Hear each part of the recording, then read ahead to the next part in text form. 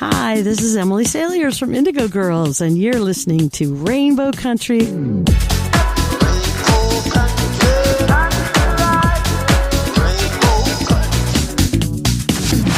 The views and opinions expressed on the following program are those of the persons appearing on the program.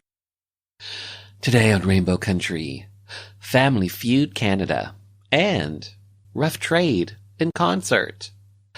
That and more coming up on episode 297, so stay tuned for Gay Talk Radio right here on Rainbow Country. Hi, I'm Simone Denny. Hi, I'm Mary John Tory. I'm Joey Lamar, best-selling author of Mambo Lips and Salsa Hips. You're listening to Rainbow Country with Mark Tara.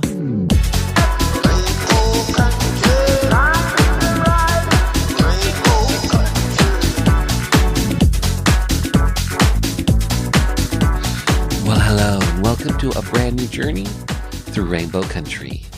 As I like to call it, a little gay radio show working to give voice to the LGBT community and beyond. And as always, I am your tour guide through Rainbow Country. I'm producer and host, Mark Tara. By the way, Rainbow Country originates from CIUT-FM in Toronto, and now proudly in syndication on 12 outlets across Canada.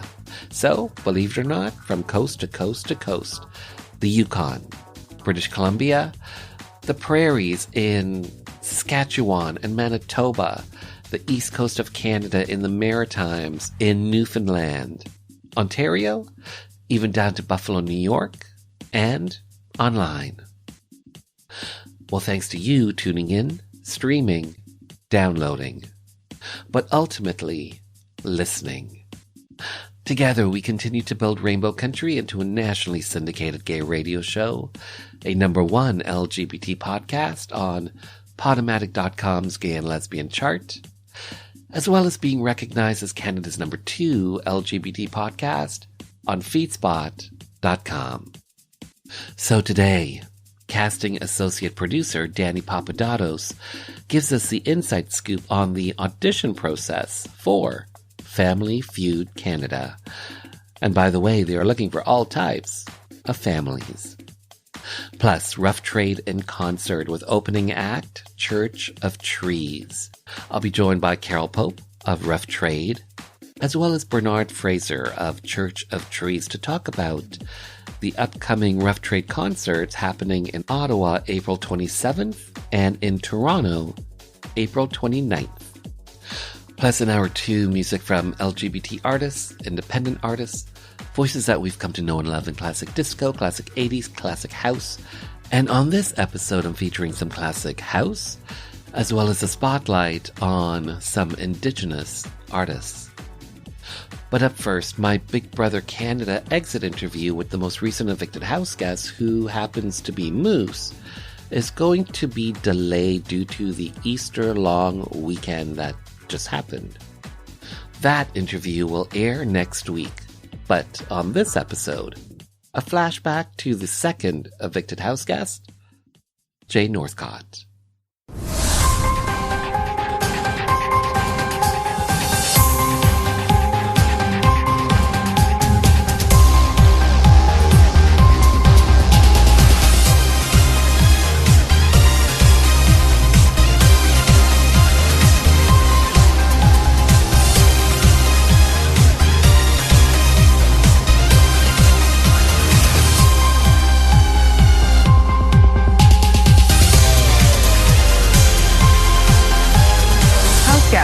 I have the results. By a vote of 10-2. Jay, I'm sorry, you've been evicted from the Big Brother Canada house. Thank you. Please get your things and say your goodbyes. Bye. I don't know if I want to hug everybody individually, but I will. Jay, first of all, a big congrats on making it onto season 10, Big Brother Canada. How are you doing? You know what? I'm doing lovely. I wish it didn't end so early, but I'm very happy for the experience. So Jay, you are the second evicted house guest from Big Brother Canada. Do you think playing this game was harder than you thought it would be? Oh, absolutely. I kind of forgot. Like, it's like you come into a house with like so many amazing people that you just want to get to know, and you almost forget that it is a full, total game. It's a gong show in there, and you have to make sure that you are always on your toes, and it is a very like surreal experience to be in that house and navigating the systems in which Big Brother is. So how would you categorize yourself, Jay? Would you say that you are a casual fan? You are a fan of the show? You know most of what happens, or are you a super fan? I'm a fan of the show. I've been watching this show for a really long time. I am a huge like competition-based reality TV show enthusiast. So I love all of those shows. I have watched almost every season, I think, of Big Brother, Canada and the US. And I think, you know what? I just love the show. I love the social experiment. So you knew what you were getting into. Did you have a strategy going into the game? I was going to treat everybody like my cat. I was just going to give them head scratches and see if that worked. I didn't really have like a super big, I knew for a fact that like when I work as a theater director and working with different actors and that type of thing, is that every person in the show or every person that I'm working with is going to be different, and I'm going to have to use different tactics to be able to get the best out of them as possible. And I knew that that's the exact same thing that was going to happen in the house, is that I needed to see the people as individuals. And I know the game is a big part of that, but it is for sure the people. And the second you meet them, your strategy almost goes out the window, because you just have to, because you never know who's going to be in the house. So Jay, you make it into the Big Brother Canada 10 house. First night, the phone rings. You answer the phone. Yeah. In that, and you get safety because of answering that phone. In that first week, when you had safety, did you use that first week to build connections amongst your fellow house guests?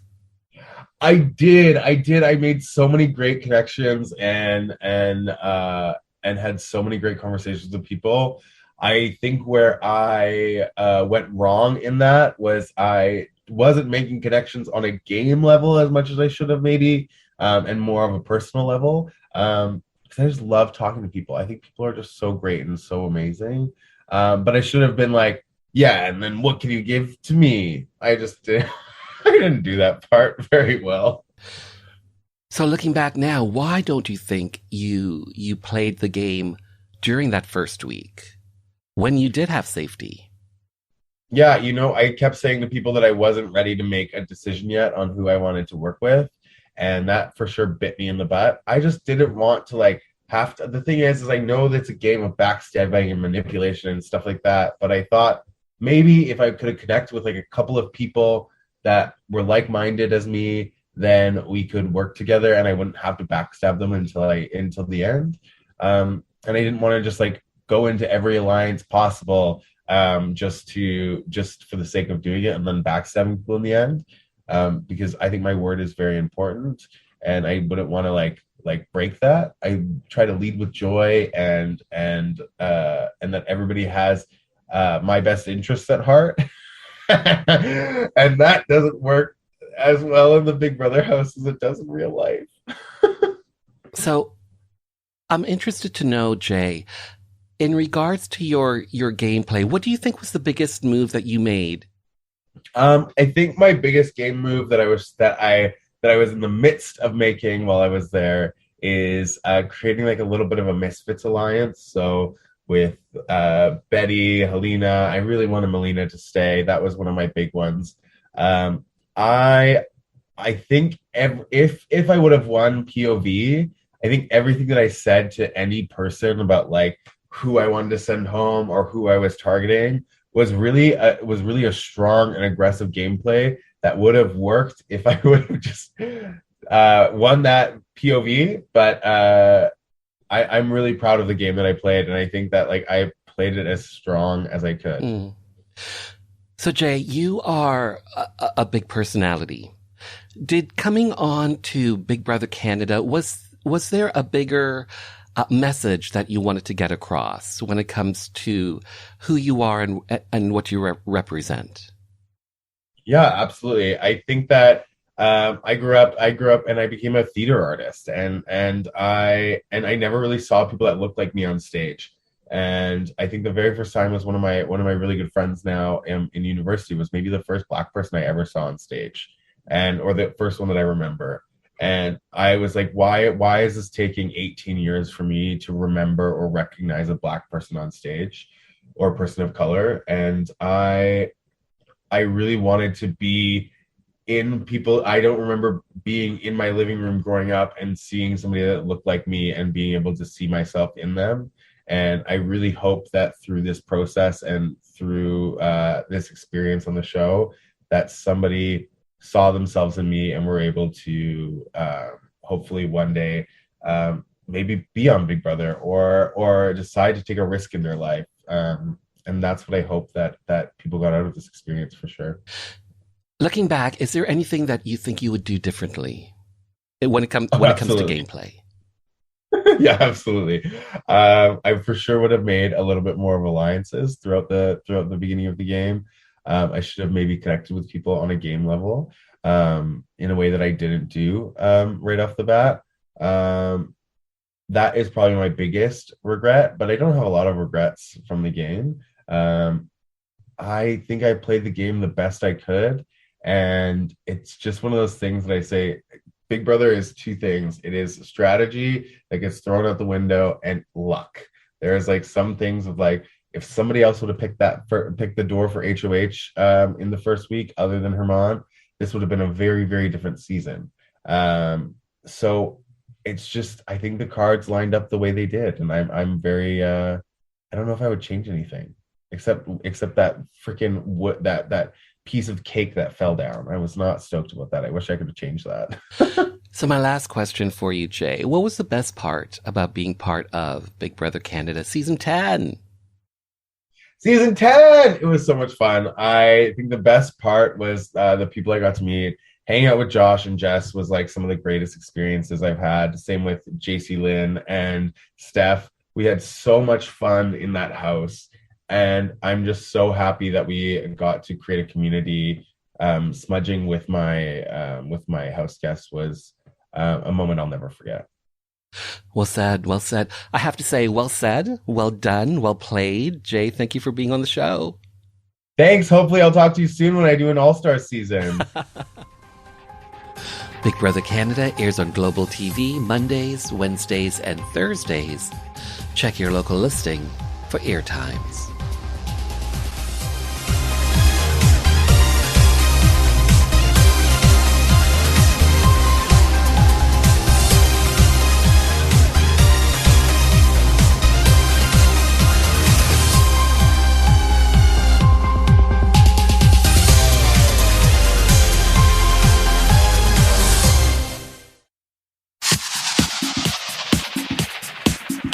Hi, I'm Cameron Bailey, Artistic Director and Co-Head of TIFF, the Toronto International Film Festival. You're listening to Rainbow Country with Mark Tara.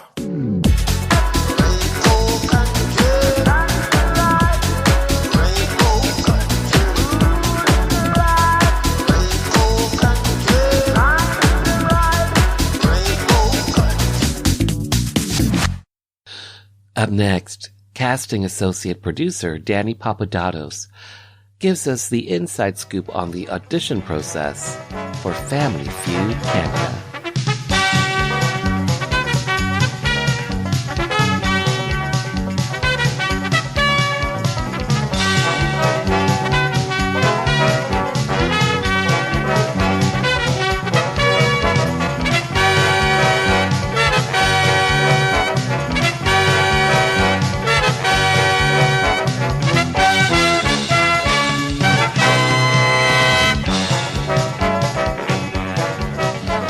Danny Papadatos, hi, how are you?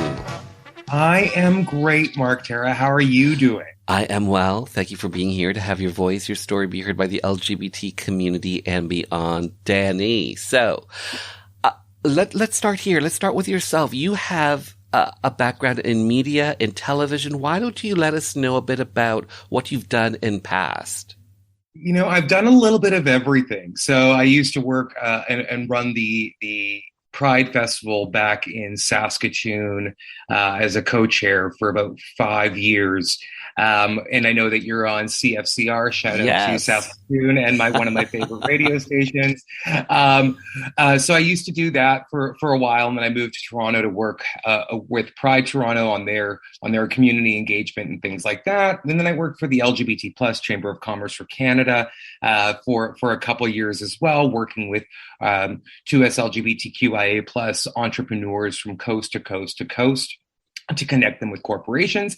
And then, you know, when the world shut down, I needed to, you know, like many people, I needed to figure out what I wanted to do and where I wanted to go and how I wanted to make an impact. And, you know, one of the things that really drew me to this industry was, you know, storytelling and getting to connect a larger audience to, especially to LGBTQIA plus stories, and exposing them to not only our stories and our resilience, but celebrate us and find opportunities to carve out paths for other families and folks to be seen and heard.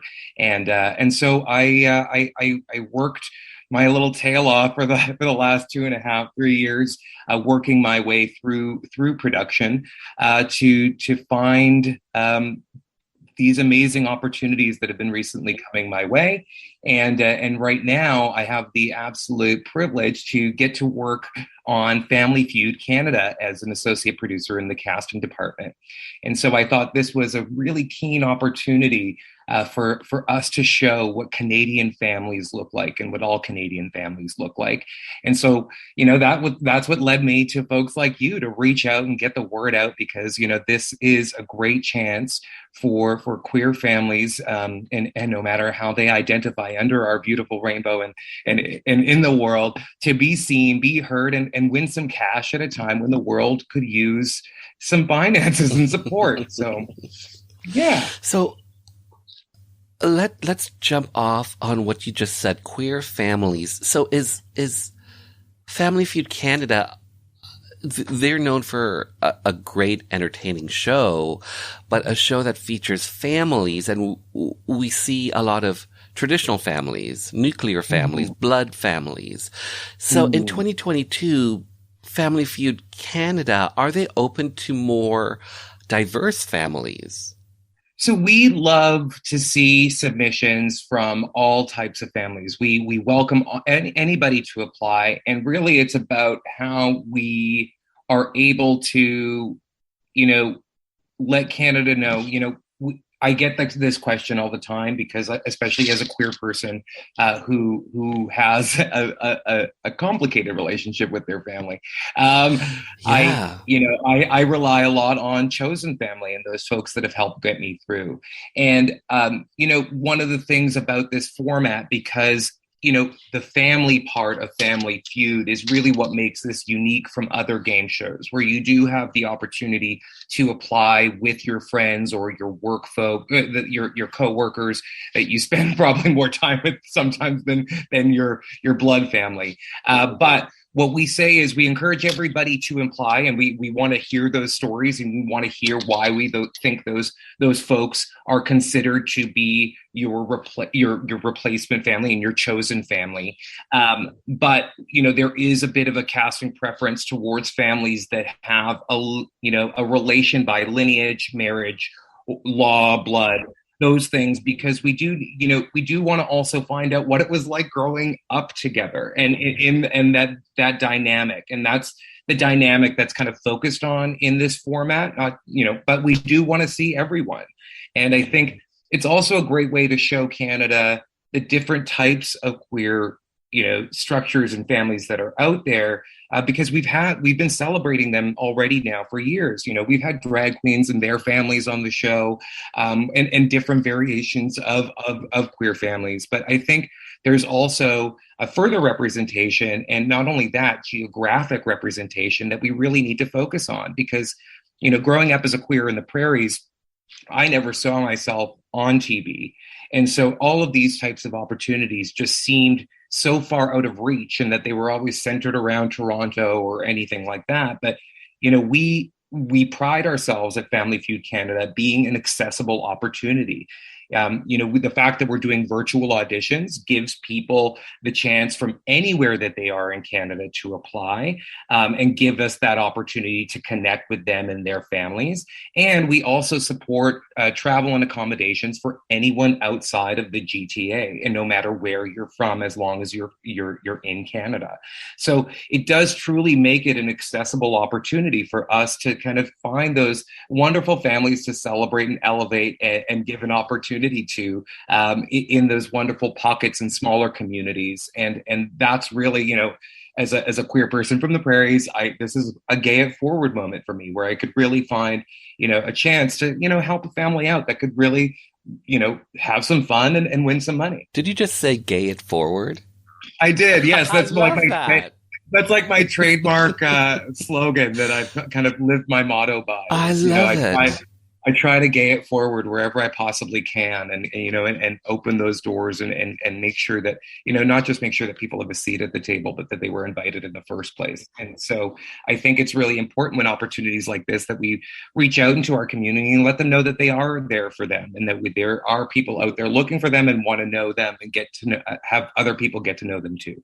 So let's talk about the casting process. Talk about some of the do's and don'ts of when people submit. I'm assuming that there's a video aspect that they need to shoot.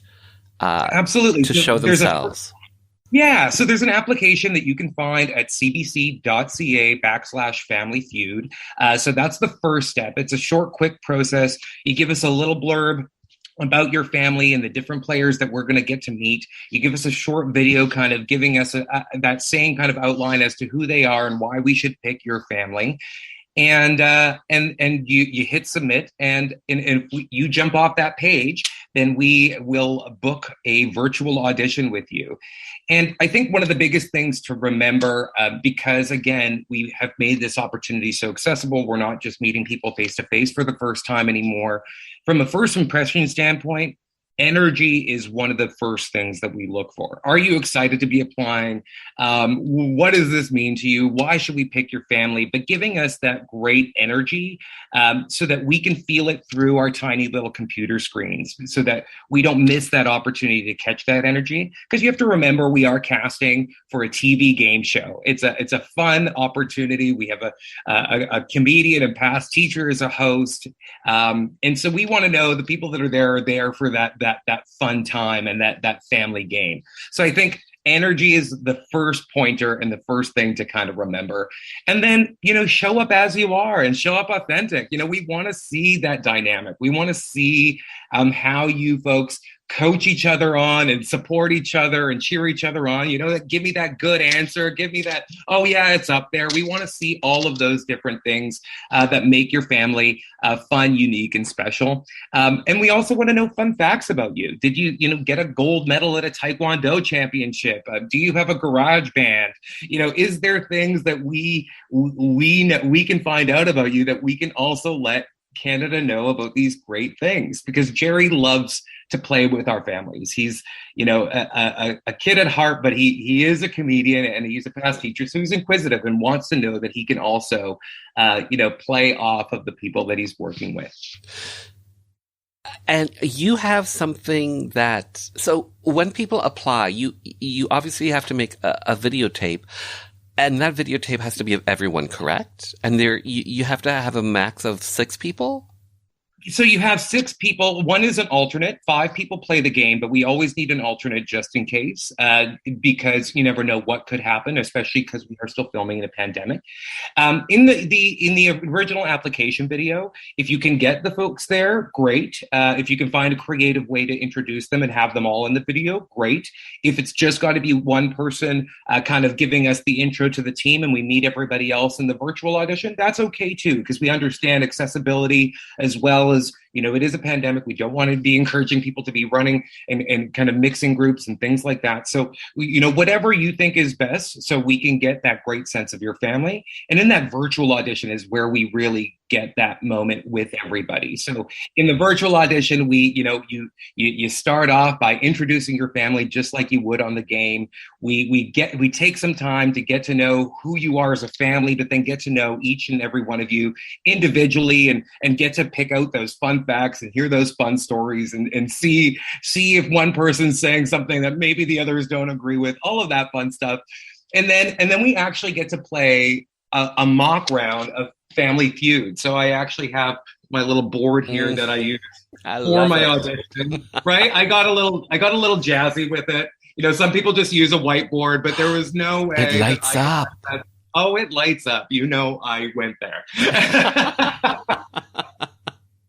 But then we get to play a mock game of Family Feud because you want to see how people react. A lot of people, it's a fast-paced trivia game, so the answers are timed, and you want to know what comes to people's heads. Sometimes just the pressure of the timer, something doesn't come out. But we always say it's better to say something than nothing. But we want to hear what those panic answers might be.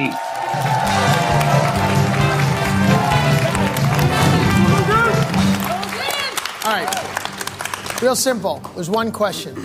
Only one answer. Whoever gets it, you're playing for $10,000. That's it. Whoever guesses this wins the game. Here we go. Name Popeye's favorite food. Chicken!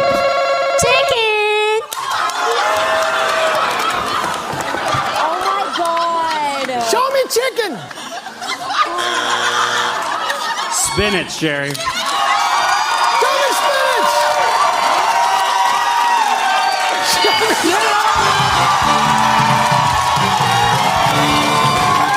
I thought you meant Popeye's chicken. Submissions are open now. They're open now until when? So we are closing for season 4 at the end of June. And it's kind of a first come, first serve. So we always say, get your applications in sooner than later to lock your spot in for this season. We will continue to keep applications open after that.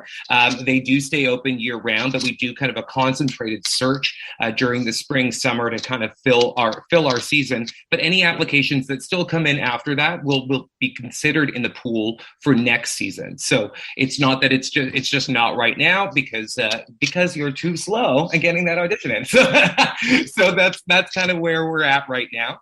And then filming will take place this end of August, beginning of September this year. And it'll go until about November because we shoot over 100 episodes per season. And then it'll air this fall. That's when you'll see it on CBC and CBC Gem Online. And someone submits and they don't hear back from Family Feud Canada. Can they always resubmit the next year? Resubmit, absolutely. It might have just been, we didn't get enough out of the video, or we were looking for something different at the time, or it was that we had maybe enough families from that area. So we definitely suggest resubmitting, and pick your team. Pick your team wisely. Who are those trivia fanatics? Who are those ones who are always quick with a joke but quick with an answer at the same time? That's who we really want to meet. We want to meet those fun folks that really want to play and that really that have a little bit of a competitive edge, that want to have some fun. Well said. Danny Papadatos, thank you so much for your time. Family Thank you Feud. so much, Mark. Canada. Yeah, and please watch. We are on Monday to Thursday at 7:30 p.m. on CBC, and you can also catch us on CBC Gem for free. You can stream it online. We are really, really looking forward to this season, and I really hope, far, wide, wherever you're listening from, that you take this opportunity to chat with your family and see if this is something for you, because we would love to meet you. And they can win up to how much? Up to $30,000. So each game, you can win up to $10,000 per game. Each family can play up to 3 times, depending on how they do per round. But you're pretty much 3 trivia games away from $30,000. Well said. Well said. Right? And it's free. It's a free opportunity. What do you got to lose? It's just a family game, you know? An iconic family game. An iconic family game. Yeah, we're in season 4, and I don't think we're slowing down anytime soon. So, get your families in. We'd love to meet you, and we'd love to sign over a check for all that money. Yeah. Where do people go again? So you just go to cbc.ca/Family Feud. That's for the application. If you have any questions about the application process, please feel free to reach out to Family Feud at cbc.ca. They'll be glad to guide you through any problems or questions that you have about the process. And then let's get your family booked in for that virtual audition, because I love to play games. Danny, thanks again for your time. Mark, you are wonderful. I appreciate you so much. And thank you. And congratulations on everything that you've been doing with Rainbow Country. Over the years, I've gotten to see you do some pretty fantastic things. And it's so great to see you continuing on and keeping this voice, for this much needed voice for our community, going strong for so many years. So thank you so much for your time. I truly appreciate it. Like the saying says, you've got to be in it to win it. So if you think you have what it takes for Family Feud Canada, simply head over to cbc.ca/Family Feud Auditions.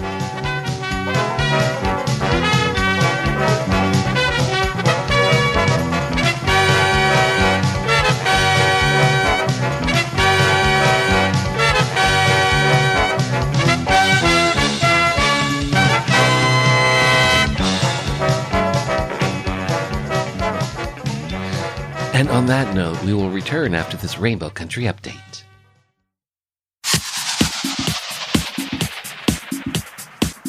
Hi, I'm Keegan Hurst, former professional rugby player, coach, raving homosexual, and you're listening to Rainbow Country with Mark Tara.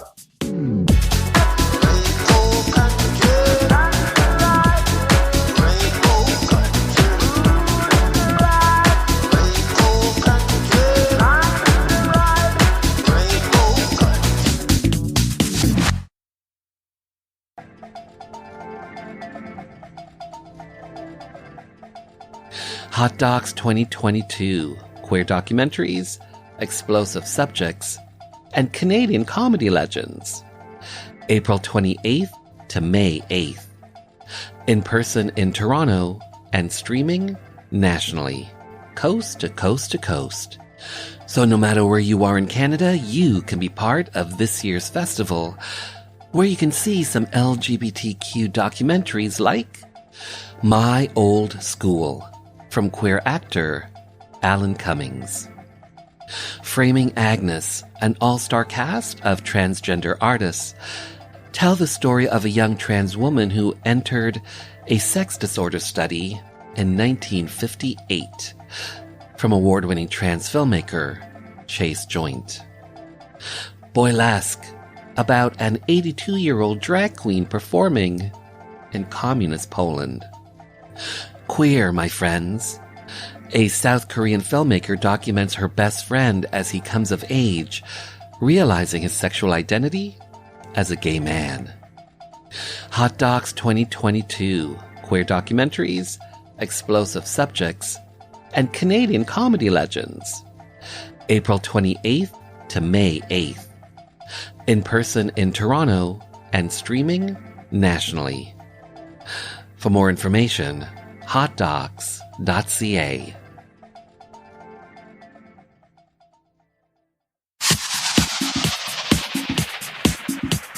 Hi, this is Michael Anthony Alago, music executive, photographer, author, and you are listening to Rainbow Country with Mark Tara.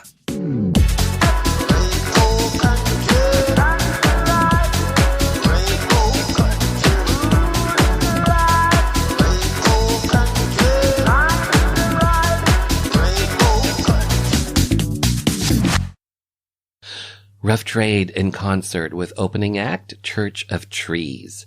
Next up, Carole Pope of Rough Trade joins me along with Bernard Frazer of Church of Trees. Miss Carole, are you good to talk? I am. I'm in noisy New York. I thought I'd I was in a quiet area, but It's all good. not so much. It's all Okay. good. I'm not hearing the helicopters. It's just traffic right now. The helicopters they'll be by. Are you on the street? Are you just like hanging out on a street corner? No, I'm at the Hudson River Park. Hanging out at the park. Okay, you up to no good? Hardly. There's nothing going on in this park. I would have to be in Central Park in the Rambles and be a gay man. Oh, okay. Stuff to be happening. Flashbacks to cruising here. Yeah, exactly.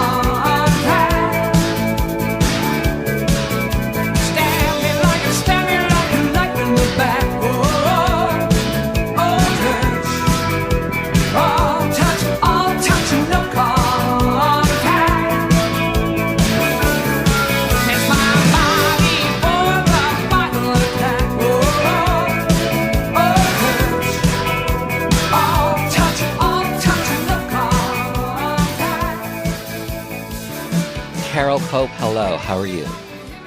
I'm good. How are you? I am well. Oh, here's the helicopters. Right on cue. Woohoo! Bernard Frazer, how are you? I'm great, Mark. Thanks so much for asking. How are you doing?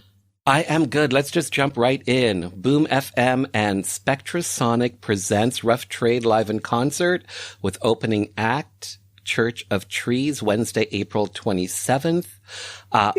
Bronson Center Theatre in Ottawa. Bernard Frazer, let's start with yourself. Your group, Church of Trees, will be opening up for Rough Trade, iconic Canadian group, trailblazers, groundbreakers. Let's start with yourself. How did Church of Trees score this prime gig as an opening act for Rough Trade? Well, I'm sitting in my living room and I get an email from Ms. Carole Pope, who says, how would you like to open for Rough Trade? And in the middle of writing back, my band isn't quite together right now, and I don't know if we can do it. I get a call from Carole. And when you've got Carole Pope's voice in your ear, you can't say no. So I said, yes, yes, yes. And you made it happen. I made it happen. So Carole Pope, for yourself, Kevin Staples, Rough Trade, the full band, how did this come about for you guys? We were asked to do the Elma combo, and then promoter in Ottawa, who we've worked with before, asked us if we wanted to do Ottawa, and I was like, okay. So yeah, we're just doing 2 gigs. So Bernard, you and your group Church of Trees and Carole Pope, you guys recorded Whirl's Bitch, one of your singles. How was the response to this track? Really great. Really great. I mean, particularly, as you might expect, particularly in Canada, because, I mean, everybody loves Carole. But a great response in the UK, and even we had some good response in the US, but we would have liked much more. And will you be performing that? Well, we will be performing World's a Bitch. However, Carole won't be joining us on stage. So my 2 singers will divide vocal duties on that number.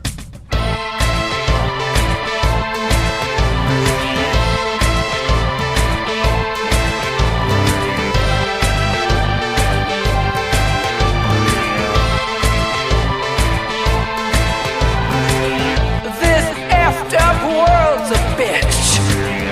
This lockdown life is so closed in. I am so tired of being alone. I can't go out, I can't see shit. No romantic circumstances. So claustrophobic on my own.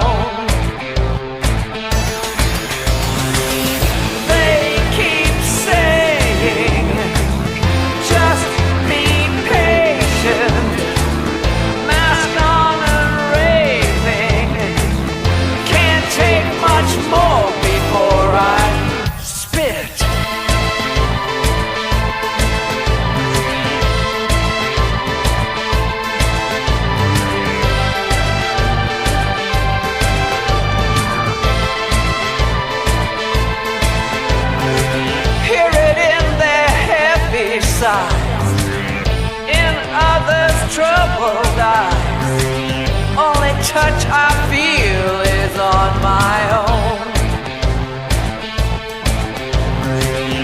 It is so constipating, my eyes keep dilating. No fun even masturbating in the safe zone. Wash those hands. Keep 6 feet back. Oh, they keep saying, just be patient. A mask on and raving. Can't take much more before they keep saying,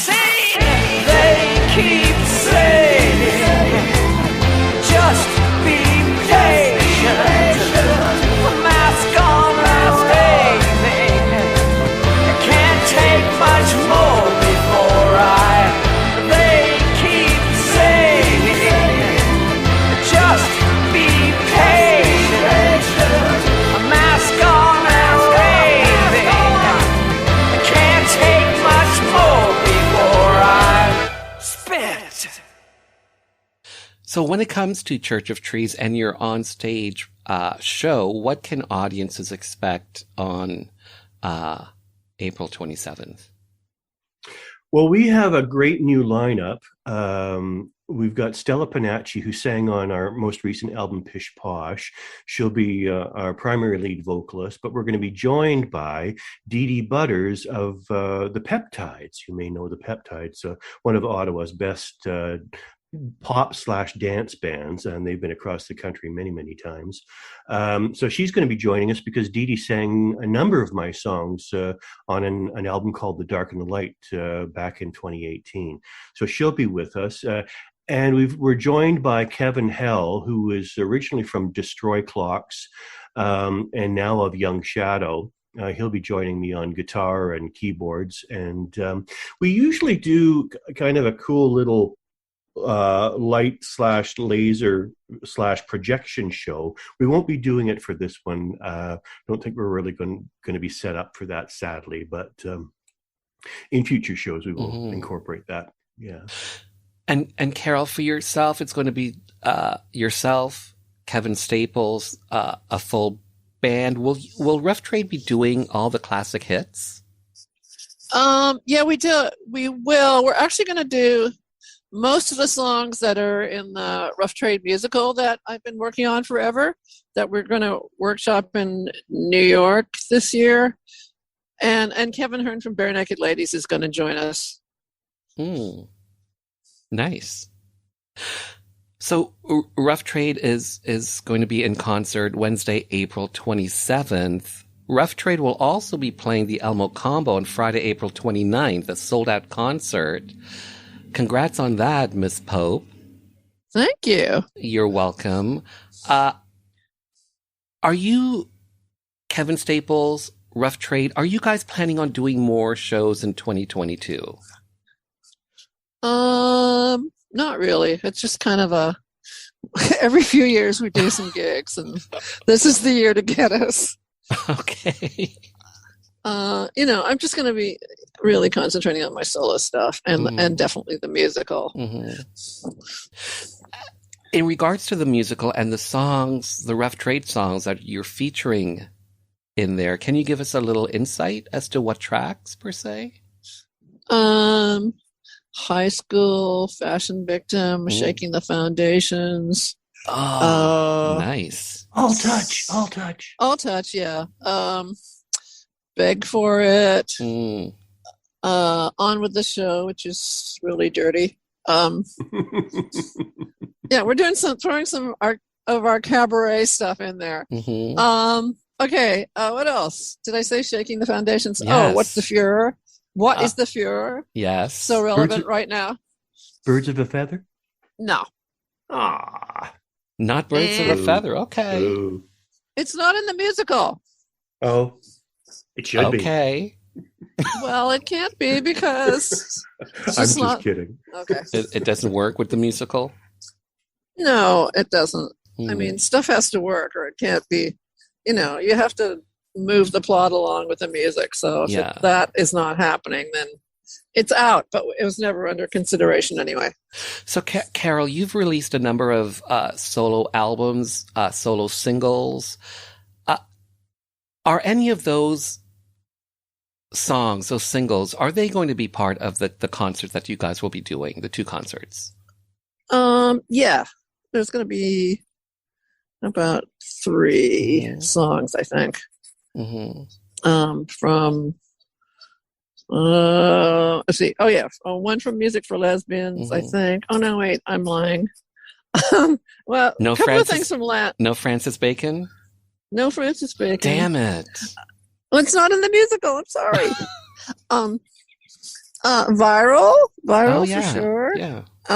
Tell Me. I forget what else. Maybe another one, but I can't remember because I forget the set list.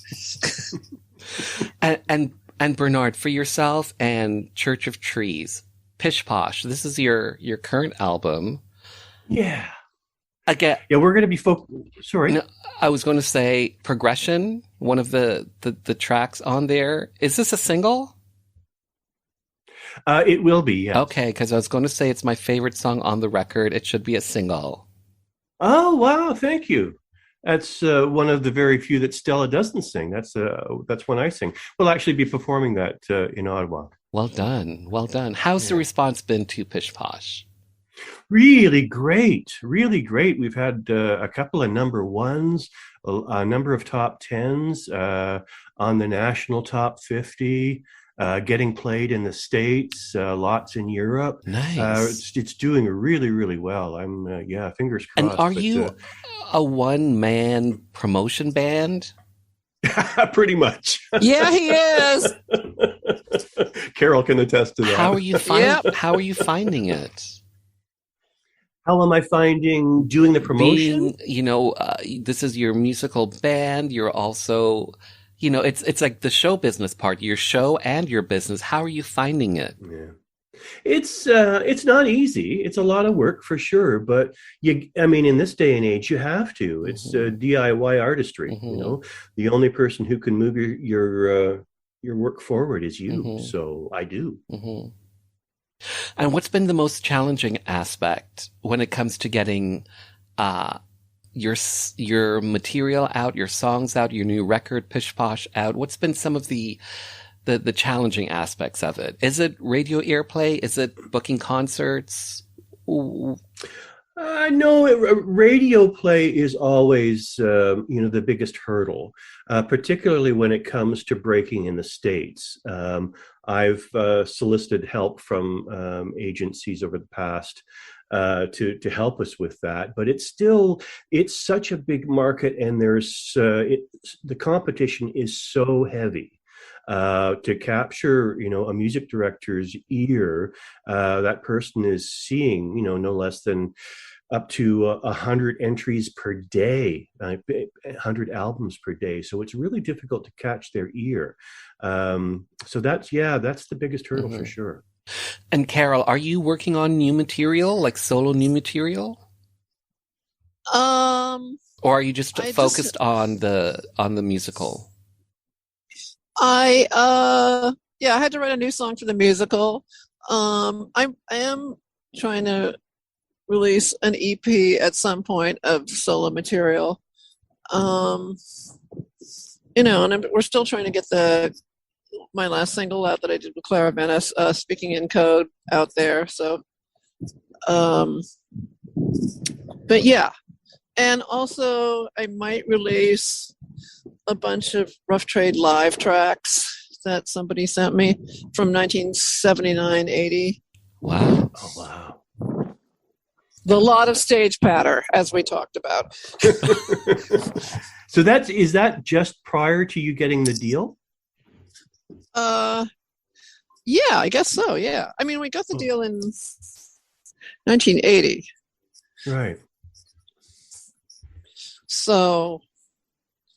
But you're doing a lot of the old more R&B stuff from the 70s, as well as some of the new stuff. I like some of the 80s stuff. Whatever sounds good. Whatever.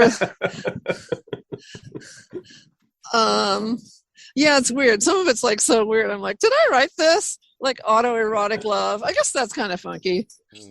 About loving yourself. Interesting. Carole Pope, you're going to have to keep Rainbow Country in the loop with all these up-and-coming projects. I hope you will. I will, absolutely. I have to say, thank you so much, Bernard Frazer. Thank you for your time. Carole Pope, thank you for your time. I know you're in a park in New York City, being up to no good, apparently. Carole Pope. One last question, Miss Carole Pope. Will there be crotch touching live on stage on the 27th of April in Ottawa? Yeah, I usually grab myself because it just feels good, Not for the stock value anymore, because everybody's doing it, but just because it feels good. And what? Yeah, Madonna stole your thunder back in the 80s. Damn her! Yes, she did. And at the Elmo Combo on the 29th of April, on the Friday, I guess there'll be some crotch grabbing or something. I don't know what they'll be. Well, Who knows? Lucky them. Lucky them. Thank you both for your time. Oh, you're quite welcome. Thanks so much, Mark. We really appreciate it.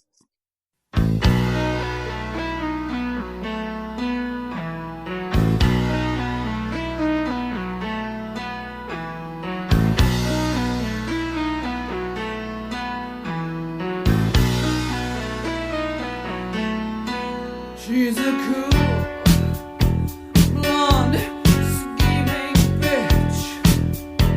She make my body twitch. Walking down the corridor, you can hear her stilettos click. I want her so much, I feel sick. The girl can't help it, she really can't help it now. It's like a high school confidential.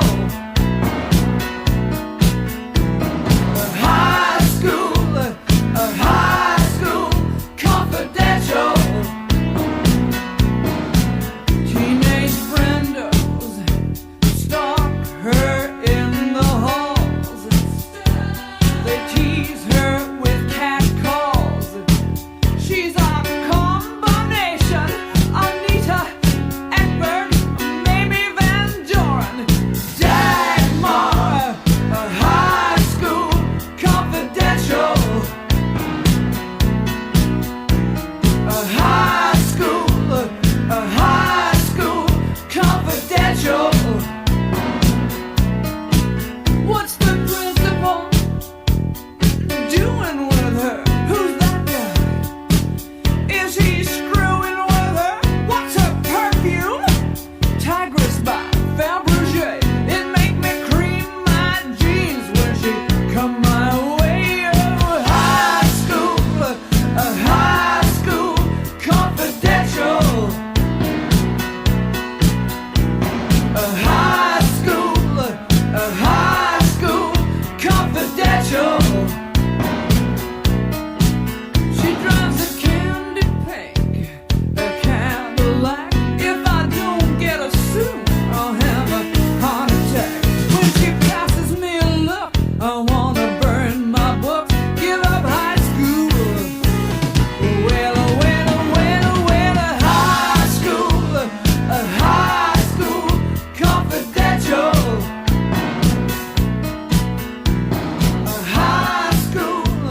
A high school confidential.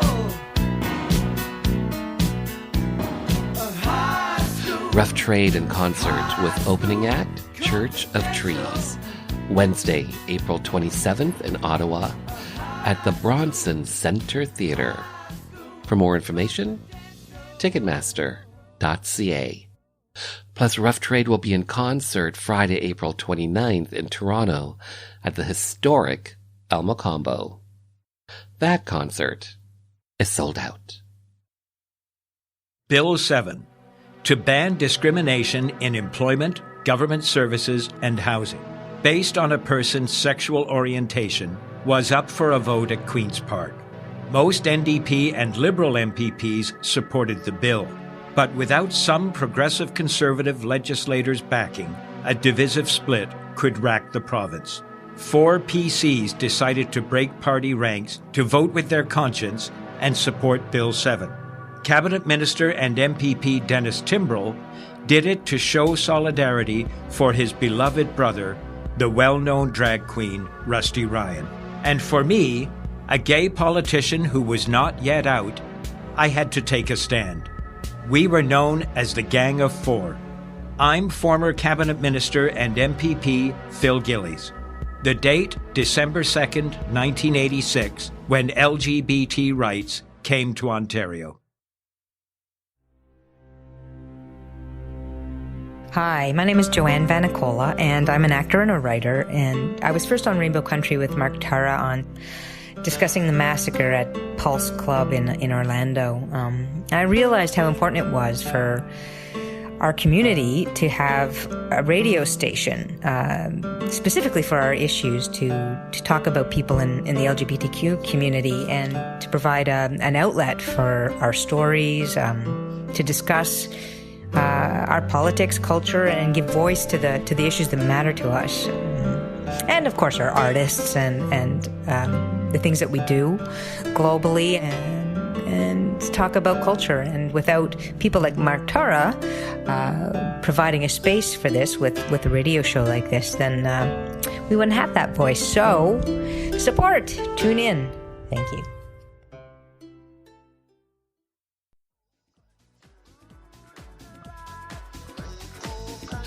And just like that, this little gay journey through Rainbow Country has come to an end.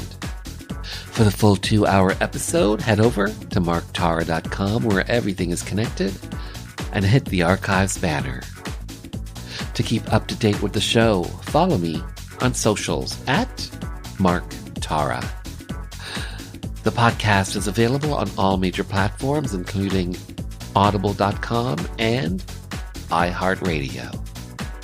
And finally, I want to take this time to thank you for taking your time to be with me.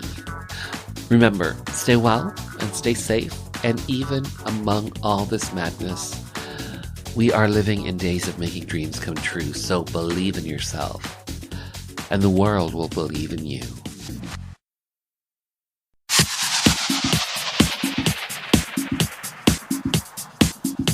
Hi, this is Police Constable Danielle Botno, also known as LGBT Cop, and you're listening to Rainbow Country with Mark Tara.